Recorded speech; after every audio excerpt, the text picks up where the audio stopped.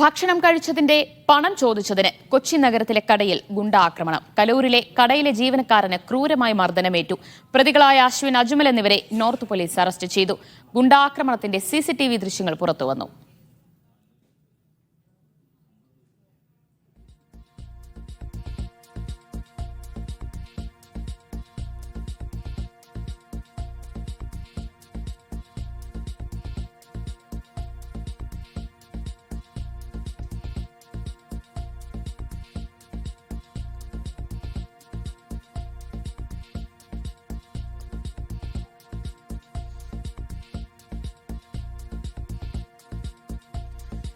S Sharan വിവരങ്ങൾ നൽകും കൊച്ചിയിൽ നിന്ന്. ശരൺ, എപ്പോഴാണ് ഈ ഒരു മർദ്ദനം ഉണ്ടായത്? എത്ര പേർ ചേർന്നാണ് ജീവനക്കാരനെ മർദ്ദിച്ചത്? ഈ ദൃശ്യങ്ങളിൽ കാണുന്നത് പോലെ 2 പേർ മാത്രമേ സംഘത്തിൽ ഉണ്ടായിരുന്നുള്ളൂ?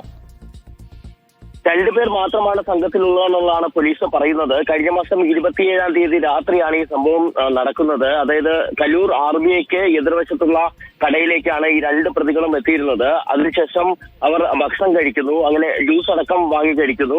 അത് കഴിച്ചതിന്റെ പണം ഈ ജീവനക്കാരിൽ ചോദിക്കുകയായിരുന്നു. കാസർഗോഡ് സ്വദേശിയായ ജീവനക്കാരിൽ ചോദിക്കുകയായിരുന്നു. പക്ഷെ അത് തരാൻ കഴിയില്ലെന്ന് പ്രതികൾ പറയുന്നു. അതോടുകൂടി ഈ ജീവനക്കാരെ എതിർക്കുകയും തുടർന്ന് ജീവനക്കാരനെ ക്രൂരമായി മർദ്ദിക്കുകയുമാണ് ചെയ്തിരിക്കുന്നത്. എന്തായാലും നമുക്ക് ദൃശ്യങ്ങൾ കൃത്യമായി തന്നെ കാണാൻ കഴിയുന്നുണ്ട്. ആദ്യം കൈകൊണ്ട് മർദ്ദിക്കുകയും അതിനുശേഷം നിലത്ത് ഇട്ട് കാൽമുട്ട് കൊണ്ട് അടക്കം മർദ്ദിക്കുന്നതാണ് ദൃശ്യങ്ങളിൽ ഉള്ളത്. എന്തായാലും ഈ ജീവനക്കാരന്റെ കാസർഗോഡ് സ്വദേശിയായ ഷമദിന്റെ പരാതിയിലാണ് ഇപ്പോൾ എറണാകുളം നോർത്ത് പോലീസ് ഈ 2 പേരെയും അറസ്റ്റ് ചെയ്തിരിക്കുന്നത്.